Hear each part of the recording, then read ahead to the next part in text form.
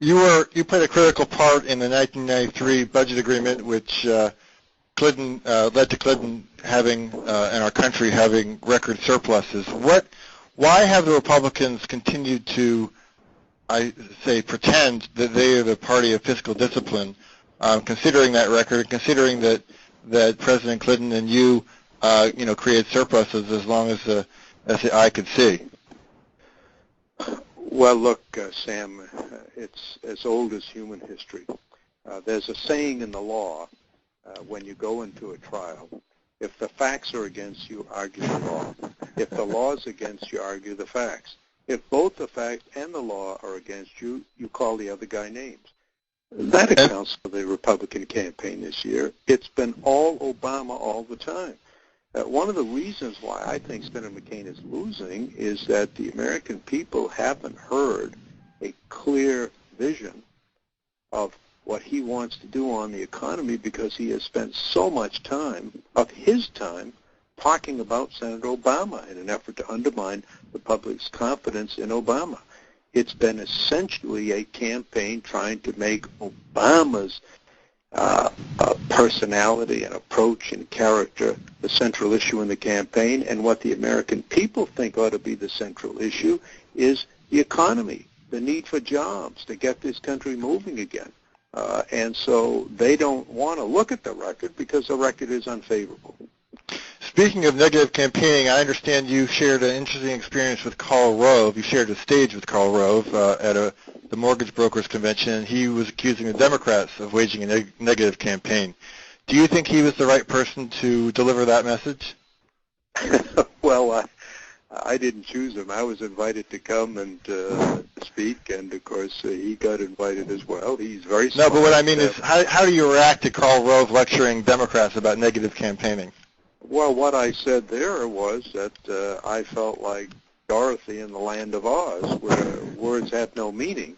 To hear him accusing other people of smearing him, when you just look at the record now, he vigorously denied that he and the Bush campaign had anything to do with the negative attacks on Senator McCain in the 2000 Republican primary in South Carolina. Of course, Senator McCain himself and all of his staff and almost all of the analysts and pundits and reporters who covered it believe that's not true.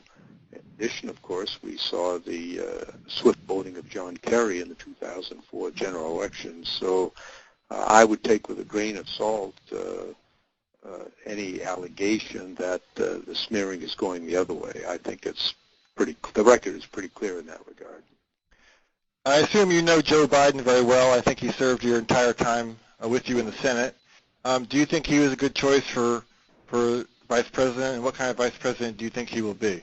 I know him very well. I did serve and work very closely with him the entire time. He's really a good friend. I think very highly of him, and I think he'll be a very good vice president. He certainly has knowledge of foreign affairs as well as domestic issues.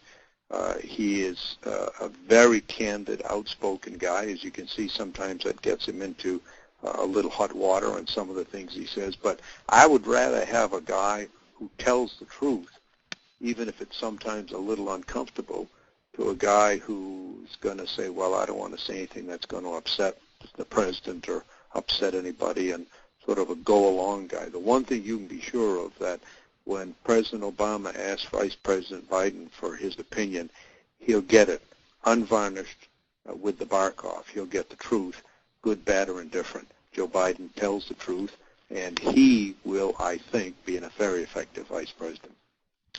Senator, you're one of the world's most respected diplomats for your work in Northern Ireland and the Middle East.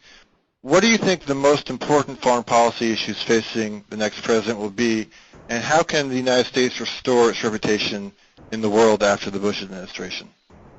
Well, I think the latter part of the question identifies the serious problem we have of regaining our moral stature in the world and therefore resuming our role as the leader.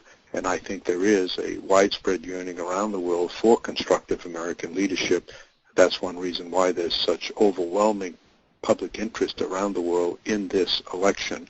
And I think, not surprisingly, a very strong desire that Senator Obama win. because people recognize that Senator McCain's victory would be a continuation of the policies of the current administration in most respects. I think there are many, many challenges, but one very important one is, of course, the potential or possible collapse of the nuclear non-proliferation regime. There are now 9 countries with nuclear weapons. Iran is trying hard to make it 10. So people think that the program has been successful, but in fact there are many countries, perhaps as many as 24, who have the capability to produce nuclear weapons, who have refrained from doing so voluntarily because they trusted American leadership. That's a very big thing. And that trust has been badly shaken in the past 8 years. And unless it's restored, you could see a nightmare scenario of the number of countries with nuclear weapons increasing very rapidly and placing the entire world at greater risk, not just from conflict among those countries, but also the possibility of nuclear materials and nuclear know-how getting into the hands of terrorist groups. So I think it's a very serious problem.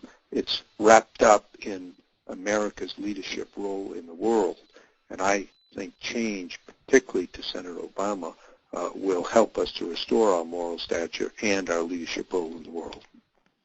Sam, thank you so much for joining us. Okay, thank you, Sam.